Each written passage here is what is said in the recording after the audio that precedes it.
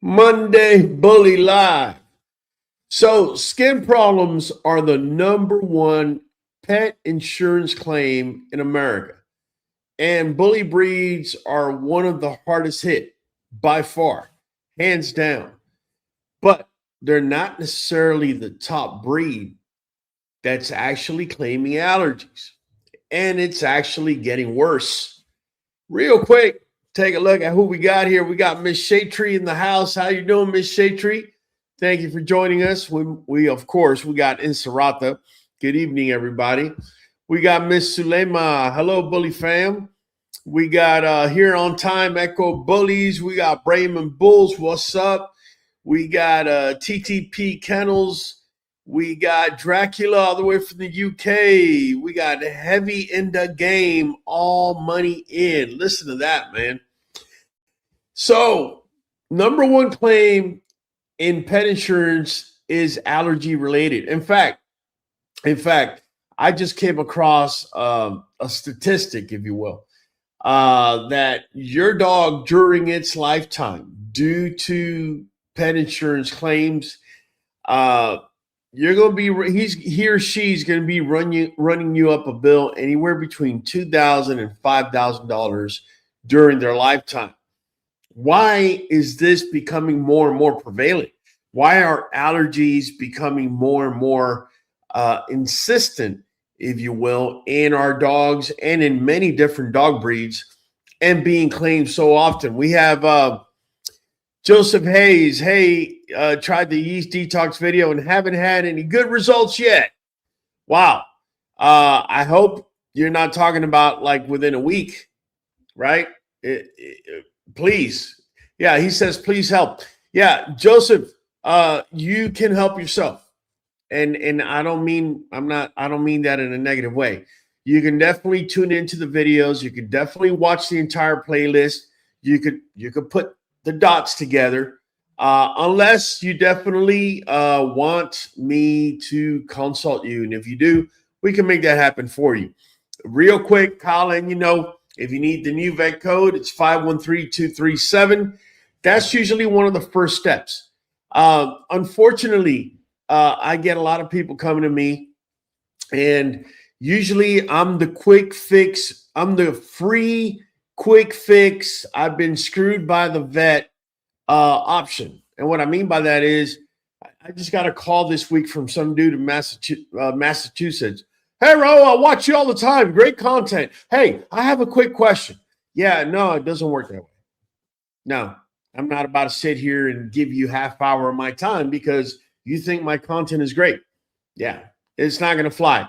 If you're not a member of the channel, you're going to pay $100 a consult. If you already are a member, you're going to pay $50 for a 15-minute one-on-one FaceTime. If that's too much money for you, or you don't think I should be charging or whatever, no issues. Go to another YouTuber that I'm sure is faking the funk. Be more than happy to either steer you in the wrong direction or take your money before they steer you in the wrong direction. Straight up. Echo, because the vaccines, in my opinion, causing illnesses, not benefits, as much benefits as vaccines may assist with. Okay.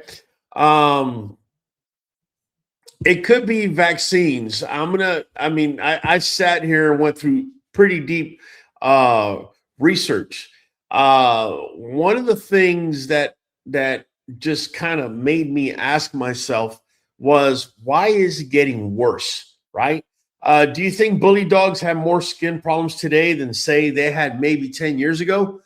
My personal thought in this, based on the amount of people that are reaching out, I would say yes. I've actually had more people reach out year after year, I would say for the last 5 or 6 years. What's the symptoms that everyone is hitting me up on? Let me give you a couple of symptoms. The first most common is itching, right? You have a dog scratching. That's usually not a good sign, especially right now during springtime. Next, paw licking. Okay, so you have a dog that's scratching and licking its paws. Really big. What people don't comprehend is the reason it becomes so bad so quick is because obviously the paws are on the ground. If you have a fungal infection, it's only going to get immediately worse. That's because there's bacteria, there's fungi on the ground, on the grass, on the dirt, etc. And when the dog lifts up its nail to scratch his ear, its neck, whatever, it's going to break skin with that bacteria or fungi on the tip of the skin as it's breaking skin. And now you have a newfound full-blown skin infection. Number 3, after paw licking, that I get contacted the most for is ear infections. Ear infections is always either put my dog on something and it went away, and it's usually right before the winter time, right? In October, I gave him Apiquel or whatever, and it went away, and it's back now.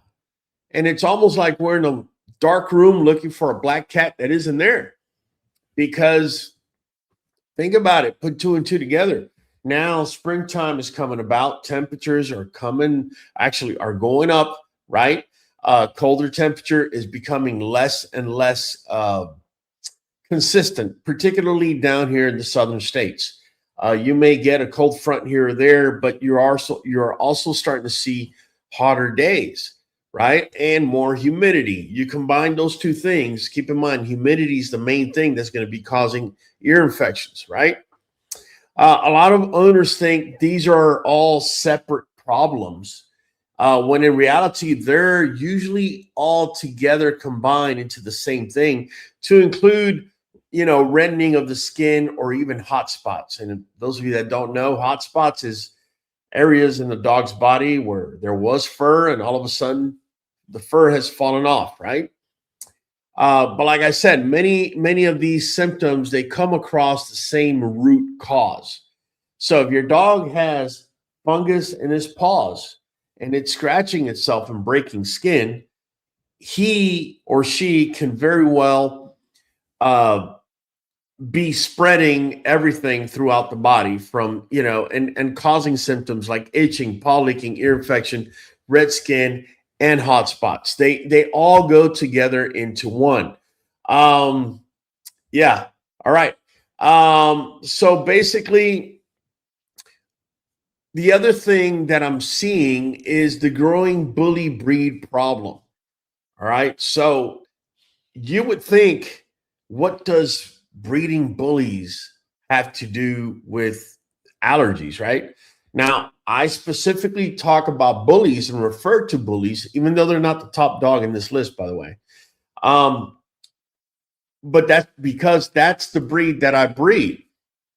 However, breeding in general, humans making the selections as to, breed this dog because I want bigger head, or because I want bigger chest, or because I want tighter skin, or because I want better rear angulation. You never hear a breeder saying, I want to breed for less allergies, unless you're, into that type of breed. What is a Labradoodle? I think is one of those breeds that's hypoallergenic. I could be wrong. Then, that's a different story for that one specific breed. But typically, allergies is not something that is highly considered. And to be fair to some breeders, especially those that are living up north, that are dealing with cooler temperatures, particularly in the summertime in comparison to us down south, you may not see some of these symptoms, or they may be very mild, and therefore you may not be breeding to clear it. What you got, Hollywood? You keep freezing up. For the last 10 minutes, you keep freezing, you would unfreeze, and you keep freezing. I just want to let you know it's not y'all's connection, it's not anybody's connection, it's Raul's screen. Can you hear Okay. me better now? No, not really, but okay. Well, All right, thank you, man. Yeah, I'm sorry, guys, if I'm freezing up. Let me see if by doing this.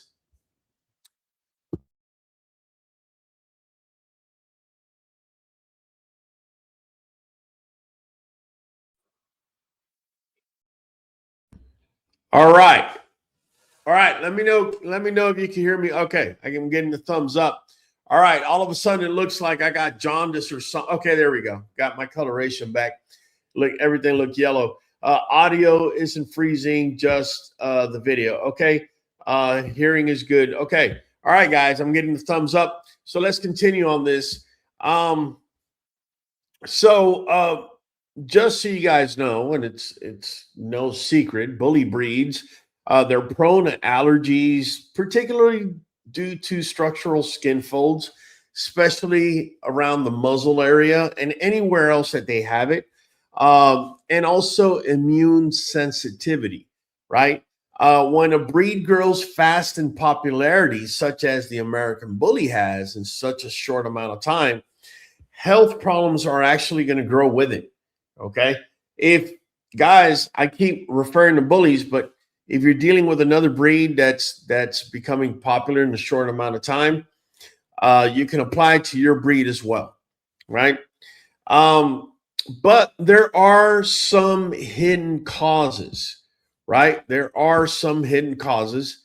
One of the hidden causes, let me bring up this picture so you guys could follow along with me. One of the hidden causes that will be causing this is none other than diet and the gut connection. All right. Why does anybody that has anything to do with dog allergies and the solution of them is constantly bringing up the gut and that sort of thing as part of the solution? And that's because the dog's immune system lies within its gut. Make no mistake about that. And if your dog's gut health is wishy-washy or is having issues, it's going to show throughout the dog's body. Keep in mind, these are carnivores. Their gut tract, their intestines is only about 7 or 8 feet long versus us that we have 30 feet worth of intestines. Why am I saying this? I'm saying this because we have 30 feet's worth of intestines so that we can process grains, for example, and things like that. A carnivore, he or she's just made to process meat. So you feed it a grain-rich diet, and you're going to run into a wall. And that's what's happening to a lot of people with allergy issues at this time. So basically 90% of gut issues, 90% of allergy issues, they start out in the gut, right? Processed foods. So a lot of people ask me, like, what's processed dog food? Kibble. Or even canned dog food. It's processed. It's got inflammatory ingredients. What are some inflammatory ingredients? I've spoken about this in the past. Corn, for example. Anything that becomes sugar in the dog immediately becomes inflammatory. Oatmeal, I've seen that as another ingredient. Barley, that's another ingredient. Sugar cane pulp, right? These are ingredients that carnivores don't typically eat. Now, some of the animals that they're eating may have some of that in their stomach contents. I get that. But dogs don't necessarily eat this all the time. When they do, what ends up happening is their gut becomes unbalanced.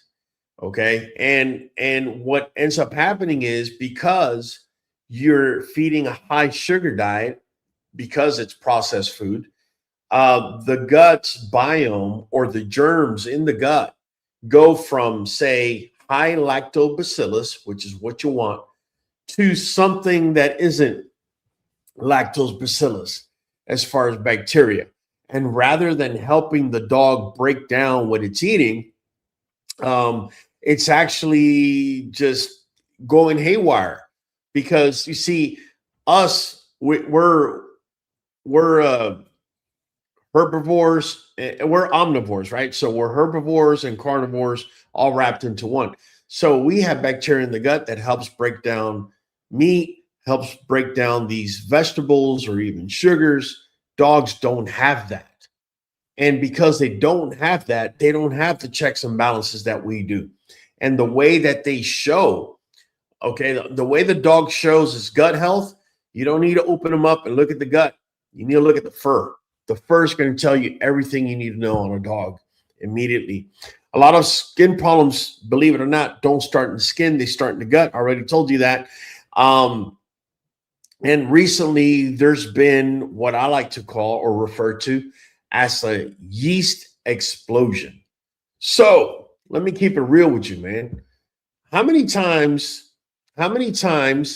do you not see these dog food commercials? And, you know, after you watch the dog food commercial, you're like, man, I want to give that dog food a try.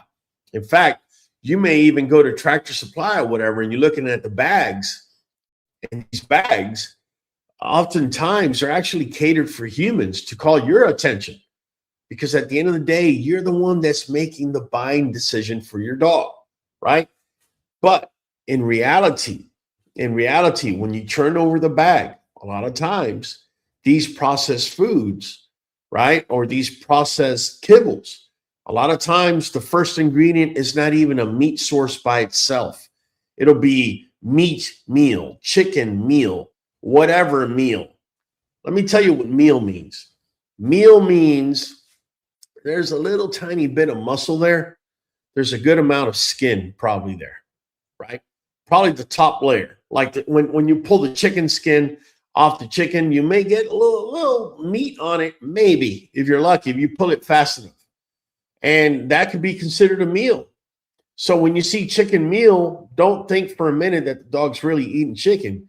Is eating a lot more chicken skin, chicken fat than probably chicken itself, right?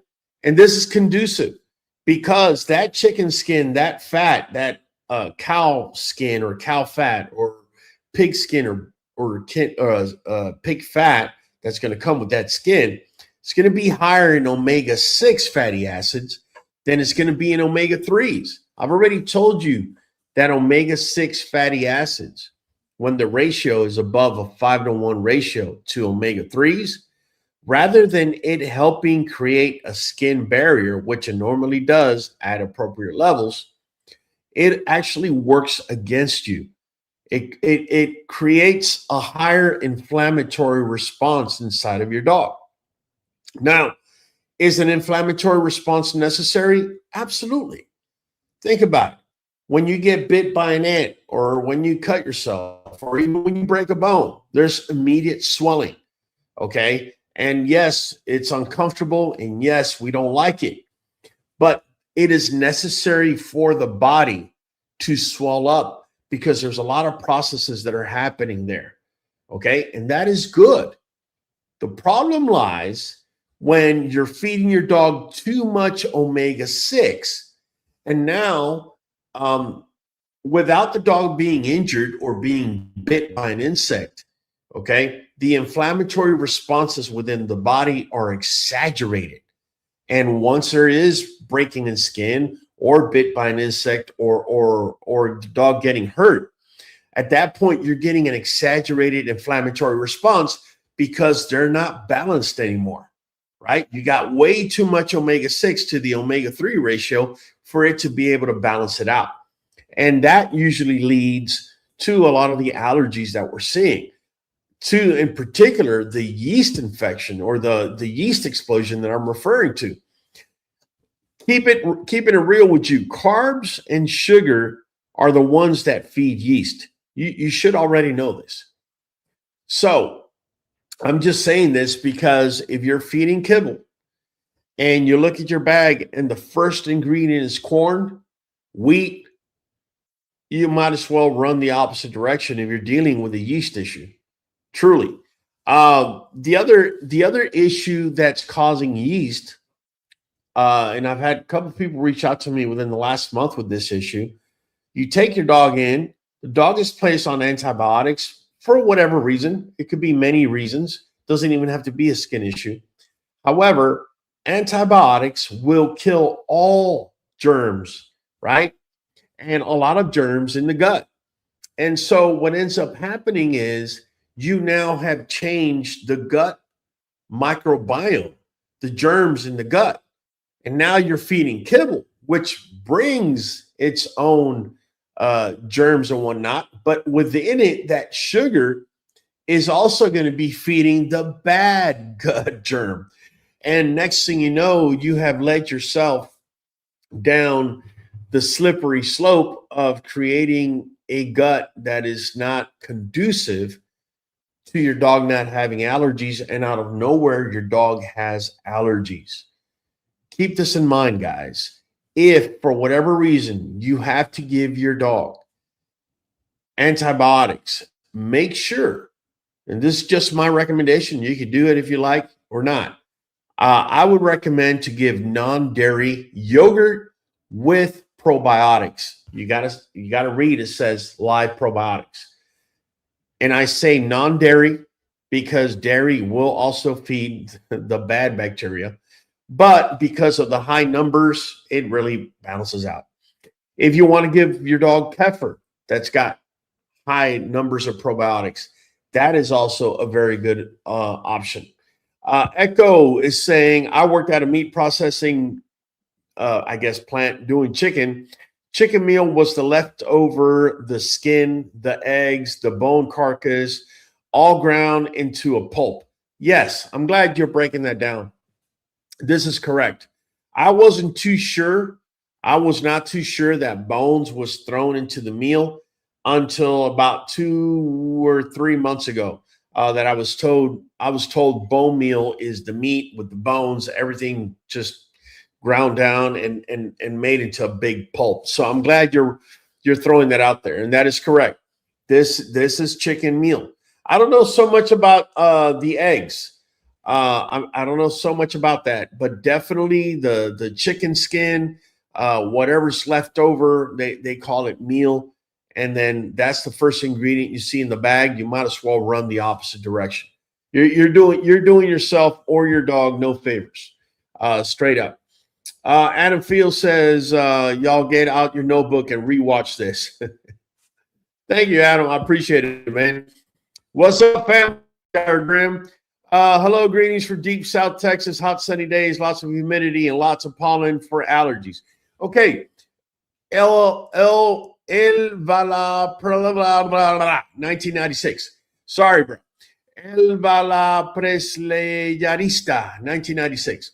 Okay, so one of the things I recommend to people, and it could be counterproductive, but just hear me out. One of the things I recommend is getting local honey, because local honey is going to have a lot of the anti-allergen properties that the bees are putting into it, because they're the ones in your local area that are pollinating everything, right? So say, for example, in your area, let's just throw something out there and say there's a lot of oak trees, just for the sake of saying it. And for whatever reason, your dog is allergic to oak tree pollen. You definitely want to get yourself some of that local honey, because the bees are the ones doing the pollinating and their antibodies are there to help. Now, with that being said, if your dog has a profound allergy to this, you may see your dog actually reacting to the honey. Some people have called me up and told me, oh my God, you told me to get the honey, the local honey, but now my dog's reacting to it. Well, yeah, your dog is kind of getting a slight reaction to it because it's in the honey somehow. Okay, but you got to think of it almost like a vaccine. It's almost as if though you're training your dog's immune system to kind of get used to this allergy or this thing that's causing the allergy.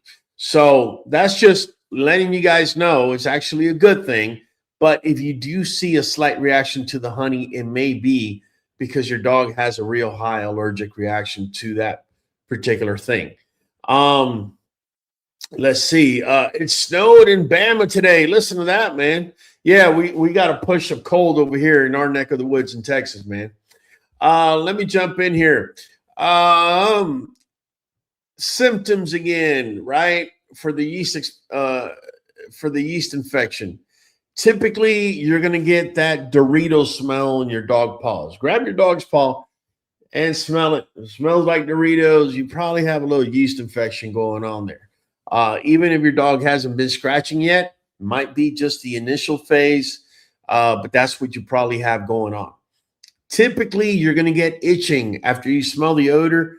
You're going to get some itching somewhere, and just realize wherever the dog scratches, that's where it's going to be spreading it. This is why a lot of you have dogs that keep getting reoccurring ear infection, right? If you have a dog whose ears haven't been cropped or even cropped, doesn't matter, and the dog keeps scratching like right behind the ear, okay, what do you think that bacteria and that fungi is doing? Okay, it does migrate, and it can be migrating right into the ear, right? When yeast gets out of control, the skin becomes the actual battlefield, guys. It does. But in all battlefields, right? In many wars have been fought due to trench warfare. But even further than trench warfare, you have tunnel warfare. And where am I leading to all this? What I'm saying is you got to fight this on the skin level, which is above surface level. But in reality, the battle's in the skin. The war is in the dog's intestines. That's where the war is at, because that's where the balance, that's where the imbalance is that's allowing for this to happen. So a lot of you are, hit me up. Oh, baking soda bath. When do you use it? The vinegar bath. When do you use it? No. When do you use it? This is the reason why you get burned every time you go to the vet, because the vet wants to keep you running around in a circle treating symptoms all day. He gets paid every time he sells you something. Oh, here's a shampoo. Here's a spray. Here's a dog chew that helps. Here's a this, and you're there in a circle, right? This is why I keep telling you guys, man, doing a little bit of research, being part of this community, for example, learning, not only is it going to make you a better pet parent, a better breeder, but it's also going to save you a lot of money, because you'll figure out real quick when a vet's really trying to give you a runaround. Make no mistake about it. They're human beings just like you and I are. And what a vet's going to do is evaluate your level of what a vet's going to do is evaluate your level of ignorance. And the more ignorant you are, the more they're going to have you running around a little circle, paying for all these symptom fixing supposed remedies that may or may not work, but they're going to keep you there running around the circle. Because why would they want to feed the gut? You're not smart enough to figure it out yourself. Why would they want to feed it and correct it? That's it. Environmental factors. What are environmental factors that are going to affect dogs coming up with allergies, coming up with skin issues, skin conditions, symptoms? Modern environments do not fit into dogs. Listen to me closely. Modern day environments don't fit into dogs well, right? What do I mean by that? What I mean by that is lawn chemicals. That's modern, right? And every year more and more gets thrown onto the lawn. It makes the lawn look great, right? But it's affecting your dog, right? The other thing is pesticides, right? Again, and a lot of times also, you may not necessarily be putting pesticides into your grass because you have dogs, but you're living next to a farm or a farm area, which is maybe a mile or two down the block, right? And then that gets blown over into both with water and wind is going to get blown over into your yard. Household cleaners. We already spoke about pollen. Dogs today live in environments that their immune systems were never designed to handle, right? They just were never designed to handle lawn chemicals, pesticides, household cleaners, right? And a lot of times you can be causing some of these issues to your dog, and you might not even be noticing it. Let me go here to some of the questions that are coming in. If you're giving honey for the first time, start off with small doses. Yeah, this is absolutely right. You do want to start out with small doses. Caleb, what's going on, man? No love. Let's see. We have Liz Moore 1696 saying one out of my 3 pits have major allergies. I made your ginger, turmeric, garlic broth, and he's already shown major improvement in just 1 week. Thank you. You're the best. Well, Liz Moore, thank you for hitting on that. And thank you for being so gracious. I appreciate it. So let's talk about these ingredients she's talking about, because this is something that I talk to people about. Ginger is it's the most powerful anti-inflammatory for your dogs.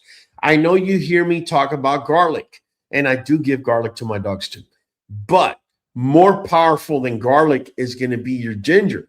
All right. Now, turmeric next to it, it's a powerful anti-inflammatory.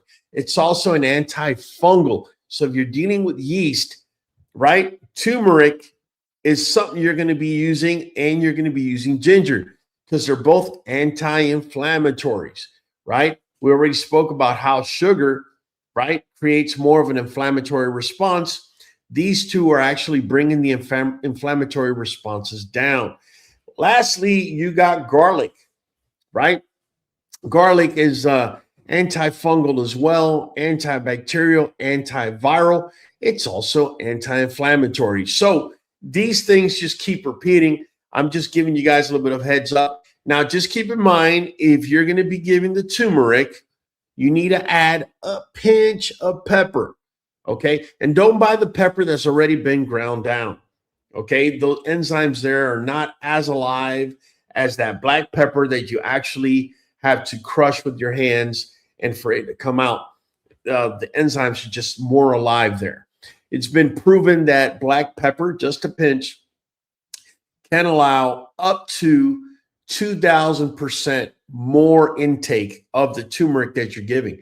Keep in mind, turmeric is one of those things that's quite volatile. Stomach acids can kill it, can destroy it, can make it into something else that your body can't use. So I strongly recommend, if possible, giving turmeric with some sort of fat, okay? An Indian friend of mine said that he gives it to his dogs with something called ghee, which is like a butter type of thing. And that's fine. As far as me, I like giving it to my dogs in cheese, okay?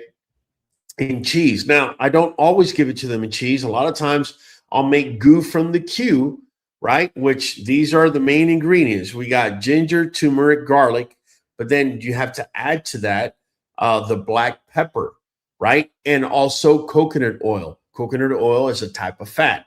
It kind of protects it when it all hits the stomach so that the majority of it can make it to the small intestine and be absorbed. All right. So, Ms. Liz Moore, thanks for bringing it up. Guys, if you're dealing with major allergies, you might want to go with this. If you don't know the amounts, you're going to have to go through our videos or our shorts and figure it out, man. Bottom line, Adam Fields, cold. It snowed today. I heard echo. It's whatever eggs that are undeveloped still in the chicken system. Oh, okay. No shells yet, just developing eggs that are still in the carcass. Okay. Thank you for that clarification. Echo is referring to chicken meal, which he's saying it's the skin along with the carcass and any eggs that are inside of the chicken. We have Southward Brazy. I'm going to watch your videos. My boy Bully has a yeast problem. I've tried so many brands of dog foods over this year. Southward, I hate to tell you this, man, but maybe the solution is not the dog food, right? If you're buying kibble, maybe that's the problem. Regardless if you're going from a yellow bag to a red bag to a purple bag to a blue bag, maybe that's the problem, is the fact that you're dealing with a bag. Maybe cooking or giving raw can be your solution. I can tell you, Years ago, I decided to switch from feeding kibble to feeding raw. And now recently I've been doing mostly cooked. And I mean, we're not dealing with these yeast infection issues. I live in one of the most humid areas in the US, Southeast Southeast Texas, my bad. Look it up. You're going to see it's one of the most humid areas in the country. One of the issues, right? Let me bring up this so people watching at home can follow us, right? One of the main issues that's causing allergies is going to be right over here, right? And the reason they're getting more skin problems is because of breeding issues. You got people that are breeding the dogs for particular looks, irregardless, or looking by, or ignoring fully the type of allergies that the dogs may be having. Make no mistake about it. Make no mistake about it. And let me tell you guys this, because my daughter recently, my daughter's going to nursing school. And recently she wrote on something on epigenetics, right? For those of you that don't know what epigenetics is basically the study of how nutrition affects genes, how it switches the off and on buttons inside of a dog. So one of the things that she was writing about, she was talking to me about, is the fact that, say, for example, if you have a dog that all of a sudden has a newfound allergy, or you're feeding, say, a real cheap kibble, first ingredient is corn, and it causes inflammation in the dog. Well, this is switching on and off certain buttons, certain switches inside of the dog's genetic code. When that dog breeds, it is not the same. Say, for example, let me rewind so I can break it down simpler. So say you have a dog that has full-blown skin allergies. He's red from the tip of his nose to the tip of his tail. And you breed him, or you collect his sperm and you freeze it. Okay. And 6 months later, you've cured everything, and he doesn't have inflammatory processes or anything going on whatsoever. He's looking phenomenal, great. He doesn't have allergies. At that time, you collect them again. Okay. If you were to be able to get the genetic code off of the non-allergic time versus the time the dog had full-blown allergies, you're going to notice a difference in the genetic code. It's going to be minute to us humans because, you know, it's not easy to understand genetic code. But you switched on certain triggers when the dog had allergies, and you switched them off when he didn't. And therefore, his offspring, when you collected, when he had full-blown allergies, are going to be more prone to allergies than the ones when you collected when the dog didn't have them.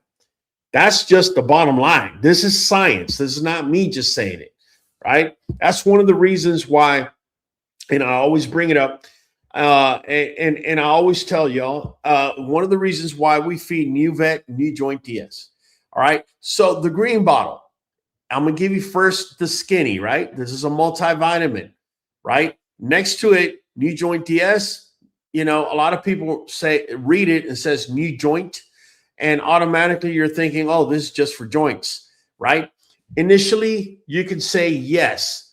You could say initially, yes, it's for joints.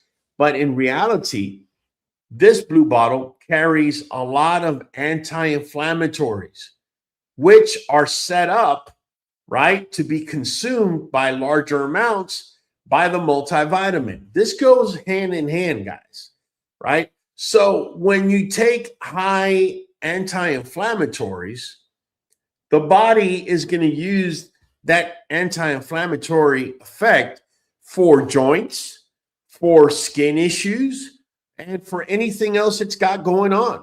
It's not just going to be like, oh, blue bottle's just for joints. No, it's not just for joints. It has high anti-inflammatory that's going to help the dog with joints, with fur, skin issues, eyesight, yada, yada. The list goes on. And the reason you want the green bottle is because it's going to help you absorb more of the good stuff that's in the blue bottle. I have a bunch of people telling me, "Oh no, I just got the green bottle," or telling me, "I just got the blue bottle because my dog has a limp." And I'm not going to convince you. If that's what you want to do, go for it. But if you want to truly fix it, if you really want to set it up to where your dog has the maximum positive effect, I strongly recommend Nuvet and NuJoint DS. Don't forget, it says here 13%. I need to update it. You get 15% off when you do auto ship. Not only that, you're going to get one free one-on-one 15-minute FaceTime consult with me, where I'm going to be looking at you, your dog, whatever's going on with your yard, and you're going to be getting that every single quarter of the year, so every 3 months. So for those of you that are on auto ship already, if you want to hit me up right away. Once we verify you're on auto ship and you're buying Nuvet NuJoint DS, you're getting a free consult.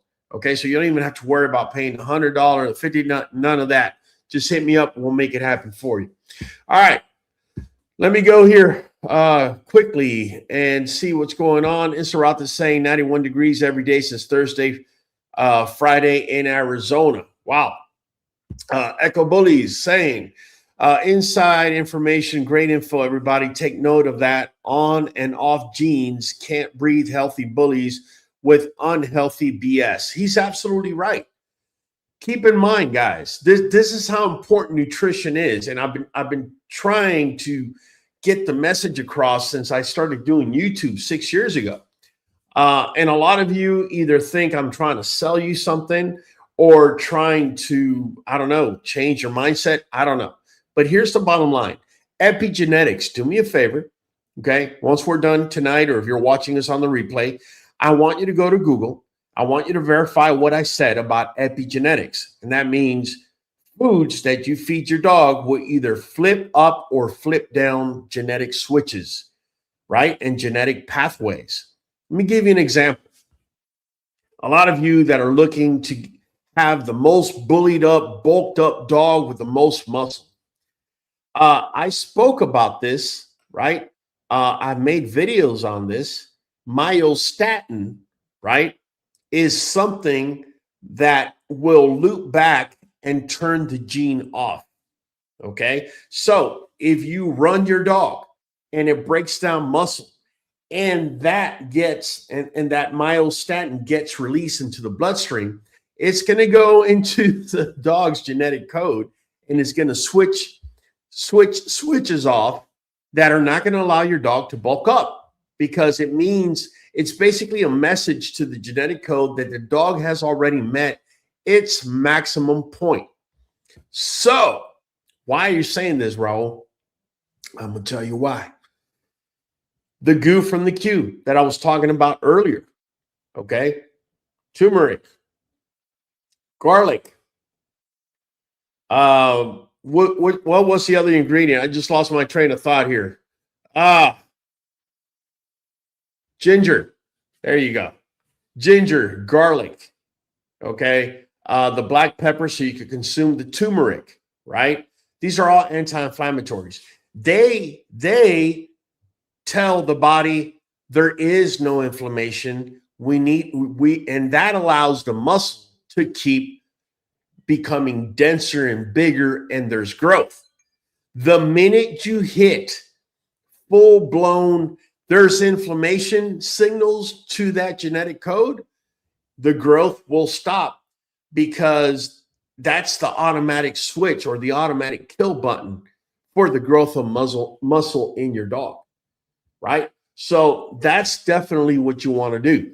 If you're trying to bulk your dog up, you want to make sure your dogs are taking in as much anti-inflammatories as they can. This is why I get written to many times, people telling me, ever since I put my dog on Nuvet NuJoint DS, all of a sudden I'm noticing they're bulking up. Yeah, because of the anti-inflammatory effect that NuJoint DS is giving, that is being consumed at a higher rate because of NuVet Plus. It's really that simple, guys. All right, let me see what other comments we have here. And Sarata saying, oh, wow. Okay. Brady Strivia saying, hello, Bully fan. Better late than never, I suppose. It'll be a rewatch for me. Oh, what about iodine? Okay. I love iodine. I love iodine at work. So great. Okay. Kyle's saying chlorhexidine bath last resort. Let me talk about those two ingredients, right?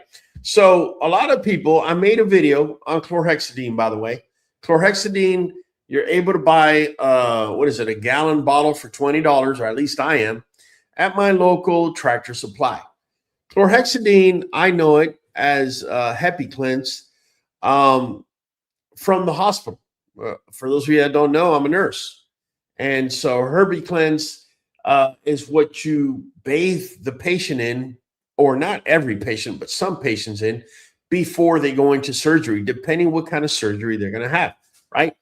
And so when I found the product, I read the instructions and I said, oh, wow. So you got to mix it at certain amounts. If you don't know what amounts it is, I suggest you go to our homepage, go to the search button in YouTube, QB and Kennel, go to the search button and type in chlorhexidine, and it'll bring up the video. Either way, you got to mix it at certain amounts. You can't just pour it on there because it can be caustic. If you don't know what caustic means, it means it's going to eat away if your dog has a scratch, if it's got broken skin. Rather than cure it, it's going to eat away at it. Okay, so you want to make sure chlorhexidine is the last thing that you ever put on a dog, because like I said earlier, when you change the microbiome in the gut, right, it throws everything out of whack. If you change the microbiome on the skin, you could throw everything out of whack. So let me give you an example. Say you are to bathe your dog in chlorhexidine. You bathe them and they're dry. And now they go outside and they're running around in the grass and there's a little bit of fungus down the grass. So let me explain to you what just happened. You bathed them in chlorhexidine, so you wiped out all the good and bad bacteria in the dog's body. But now the dog just rolled in the mud or in the grass and there's fungus there. And now there's fungus on the skin without anything to fight it. That's why chlorhexidine should be the last thing that you want to use, not the first thing. All right. Iodine. Iodine is very, very powerful. And the reason, Shade Tree, I want to talk a little bit on iodine is because I made some tests last year with iodine, and I'm about to test it again this year. But I can tell you the tests I did last year, I'm not surprised, but that doesn't mean it doesn't work. It means it works effectively, and I already knew it. What I mean is you have to do a mix. It's an upcoming video, so I don't want to say the amounts right now. Or better yet, I'll say the amounts because I've made previous videos on it. What you do is 1/3 iodine to 1/5 of iodine, depending on the concentration of iodine that you buy. If you buy the 3% iodine, then I would recommend 1/5 or 1 part iodine and then 4 parts water. Okay. And you bathe your dog with that. You let them air dry. Do not towel dry, because when you towel dry, the towel is going to absorb a lot of the iodine that's going to be on the dog's skin. What ends up happening is when the iodine dries, right, that's when its mechanism of action actually works the most, and it's going to kill either fungus or bacteria. However, let me rewind here. I said bathing your dog. Let me rewind. The test that we did was not a full bath. I've done full baths in the past and they do work well. But the test that I did in particular, remember I spoke about yeast infections and about Dorito smell in the dog's paws? Well, if you get yourself one of those cups, that you buy at the store that are disposable, and you put 1 part iodine and 4 parts water, and you put the dog's paw in there, I let it soak for maybe 10 seconds. If you don't reach 10 seconds, it's not the end of the world. But you want to make sure the level of it comes up to the dog's pasterns, right? So it covers the whole paw, right? Now, this one you might have to towel dry only because I don't know of a dog that's just going to stay still for a good hour for it to dry before they head back out. So you may have to try towel dry it. And then I let my dogs go with it. And let me just tell you guys, I had one dog with an active yeast infection, or starting to have a yeast infection, in one front paw and one back paw. Not all four paws had it. I did what I'm saying on all four paws. Within a week, everything I saw a week earlier was no longer there. So just wanted to share that with you guys. Let me see. You can also add iodine to their diet. Well, I'll tell you what, Echo, I don't do that in particular because you can mess with their thyroid, even though a lot of dogs that have allergies do have thyroid issues.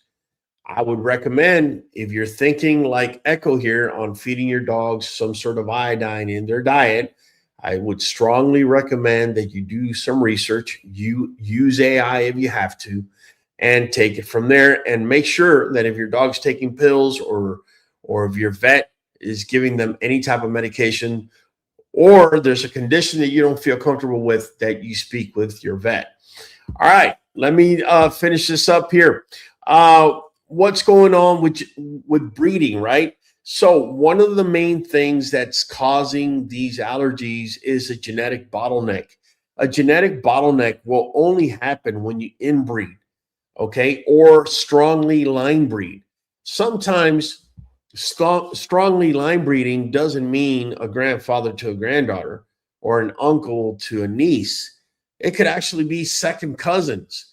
But the mere fact that you're line breeding generation after generation after generation, you're bringing it closer and closer and closer together. Keep in mind, your line breeding is a mild form of inbreeding. Make no mistake about that. Causing limited gene pools. Think about it. If you create a small gene pool and there's allergies within it, you have done nothing. I don't care how good the dog is looking. If you have a dog that's having interdigital cysts, that's genetic. Allergies that are seasonal, that are genetic, or even forget seasonal, full-blown allergies throughout the whole year. At the end of the day, you did build a good dog structurally, but, you can't even take it into a dog show because it's got an interdigital cyst, or, it's looking all messed up. So recessive traits will do that. When breeders concentrate the same bloodlines, they concentrate everything, the good, but also the bad, right? Here's the one that nobody wants to hear, but I would say the great majority of people that are breeding are at fault for, and that's the popular sire effect, right? It explains, okay, so basically, the popular sire effect is when there's a stud that gets used over and over and over and over again. The same thing that I just spoke about line breeding, even though they may be a little bit further away as far as relatives.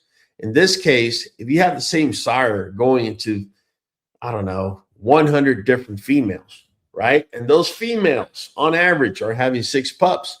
That's 600 puppies you have just released into the population that have this dog's same recessive traits. When those lines match up, that's when those allergies come to fruition, especially if it's a great stud that passes on his genes.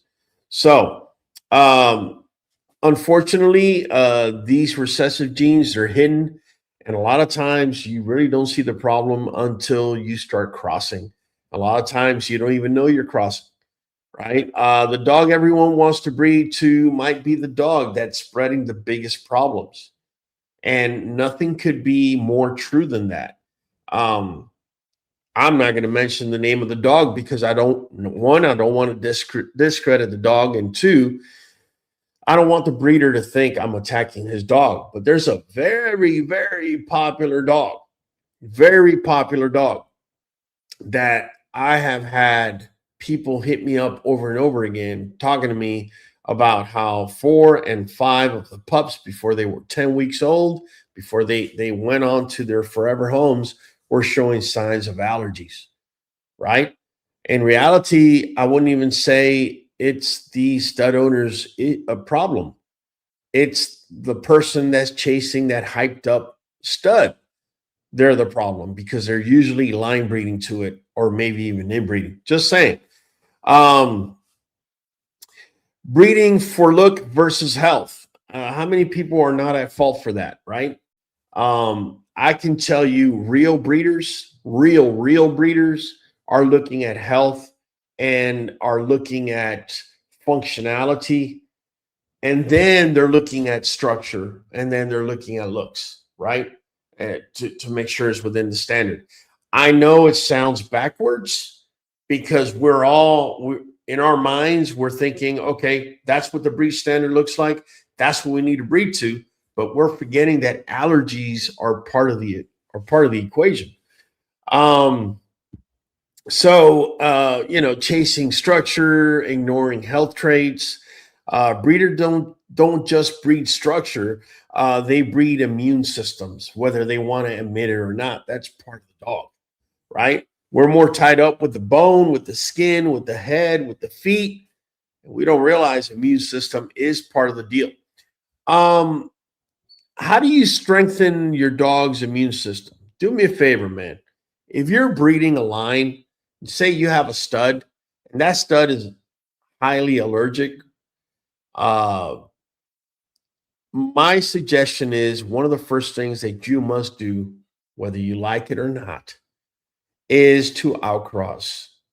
And outcross to a female that you're seeing that doesn't have allergy conditions or skin conditions. Preferably, I would say, try to see this female in the spring or summertime, because during the wintertime, it's too easy to just kind of hide and mask everything. Also, guys, diet plays a huge role as far as your dog's immunity. Now, we spoke about meal. We spoke about chicken meal. Echo Bullies was talking about it's the skin with the leftover carcass and whatever eggs are there, and that's kind of put together into a big mush, and that's what's considered meal. Think about it. What dog do you think is going to have better immune system? A dog that's eating that, or a dog that's eating full-blown steak? Now, I know you're not going to feed full-blown steak to your dog every day. Maybe some of you will, but I'm bringing up that extreme just to show you the differences in what's being fed.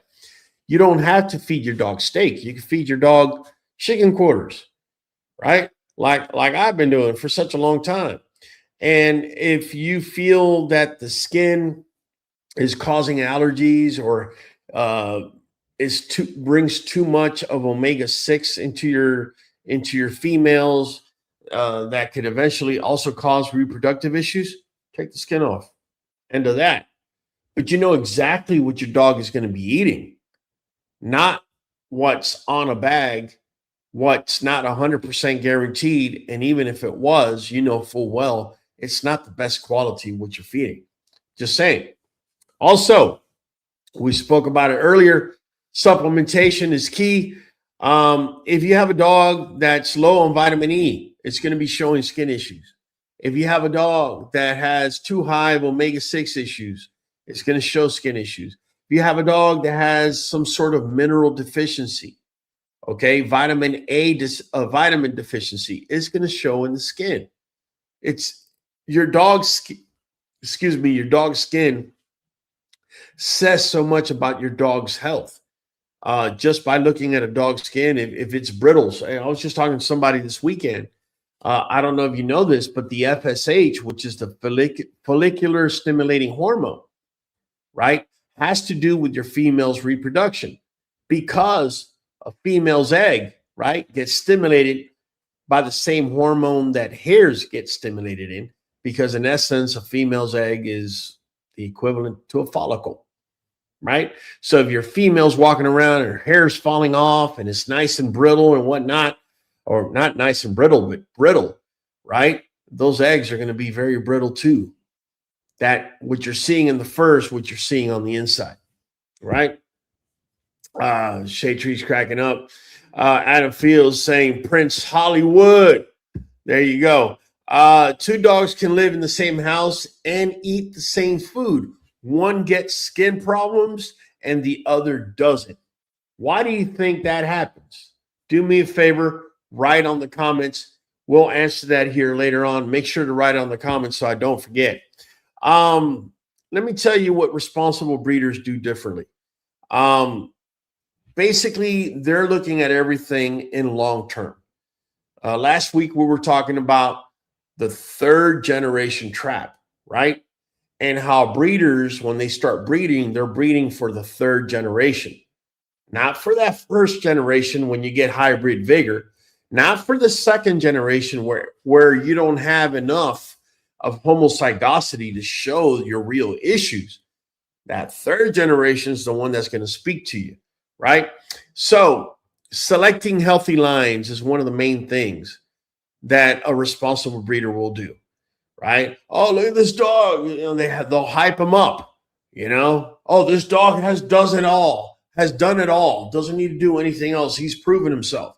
That's a breeder marketing. That's not necessarily true. A breeder will never show you what the dog looks like with a full-blown allergy because pretty much he or she is shooting their entire market down, right? So you never go off of a dog that you're seeing off of a picture that can be adulterated, that can be photoshopped, that can be messed with, right? Understanding genetics. If you're dealing with a breeder that has zero understanding of genetics and says, oh, no, I do it the old-fashioned way, that could be a red flag. And also the other thing that responsible breeders do is avoiding double faults. So say, for example, you have a dog that's east-west. Why would you breed it to another dog that's east-west? You're not fixing the problem whatsoever. It's only going to compound, if anything. Well, the same could be true for allergies. Why, if you have a dog that's got allergies, you want to breed to another dog that has allergies? It makes absolutely no sense. One of the things I do say is that nutrition and immune support is key. So at QBN, we follow particular protocols for everything. We do routines for everything. And it kind of makes it easy for me to pick up if anything's going on with the pup, right? If every day I let them out, say, for example, at 5 in the afternoon, and they all run around and have fun and play, and one day I let them all out and the puppy doesn't want to come out of his cage, boom, that's a major red flag. Something happened. I need to figure out what's going on. Well, the same thing could be true for a skin condition or for allergies or anything else, right? If all the dogs are eating at a particular time, are being let out at a particular time and coming in at a particular time, right? It allows me to observe. Now, I observe all of my dogs when they eat. I observe them before they go out. I observe them while they're playing, and I observe them when they come back in. Okay. In 10 years, I've lost one dog to a snake bite. All right. I like to think that even though I didn't want to lose any dogs, right, to any type of snake bite, I like to think that if in 10 years I only lost one dog to one snake bite is because the protocols that we have in place have helped me prevent this from being a bigger problem, right? So the same holds true, right? The same holds true with allergies, with immune system. If your dog's immune system starts to fail, you may start noticing skin conditions. And sometimes you may be doing everything right. You may be feeding them the right diet. He or she may just be 10 years old, which is usually about the time that their immune system starts to fail. And again, that's one of the reasons why I say supplementation and the right type of supplementation plays a key role, right? Nuvet NuJoint DS is not just for young dogs. We give it to our older dogs, and we give it to everything else in between, to include pregnant females, right? Or females that have come into heat, because they're getting it at all times. The multivitamins, along with the anti-inflammatory effect, It's not just going to help joints, like I said earlier. It's going to help with skin issues. But this is cold pressed. This is not cooked, making both products completely bioavailable to the dog. The dog consumes what these two products are able to give to it.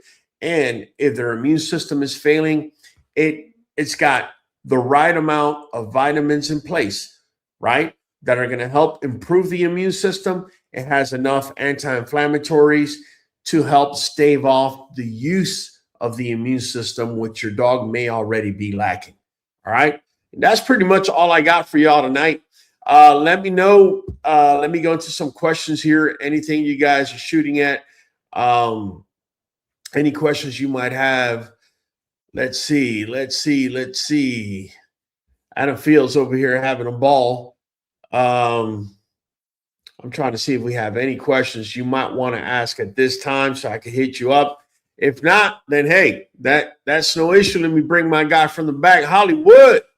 Okay, we got a question here. Username JR133. That's what I'm thinking too. I give home the right diet. I'm on top of the yeast and I clean the ears, but it's like the allergies yeast are very persistent. Okay. Well, what I can tell you is it could be environmental, right? So if you live in an area that's high humidity, this may be something that's going to be an uphill battle for you. Are you supplementing? If you're not supplementing, it might be something you want to consider. Just throwing that at you. Shaytree says, thank you for this awesome live. Going to rewatch. All right. Who's your favorite metal band? I don't have one. I'm sorry. I'm just not a metal listener. It's not. So sorry. Hollywood, your mic is off, man. Yeah, I know. I'm pausing in between. Well, man, tell you what, start us off tonight, bro. It's your boy Hollywood Holland, your boy in the back of the queue. We're catching you on the next one. Guys, we do this every Monday at 8 p.CST. Money Mike was not able to make it tonight. He should be here next week. Either way, I appreciate you guys for coming. Make sure to give us a share, give us a like, give us a comment. It's been Raul from the queue. We'll be catching you on the next one. We are going for a whole hour. Straight dog talk and the song. Jump on in and speculate. Show up on time, don't be weak and late. We are community, so don't hesitate.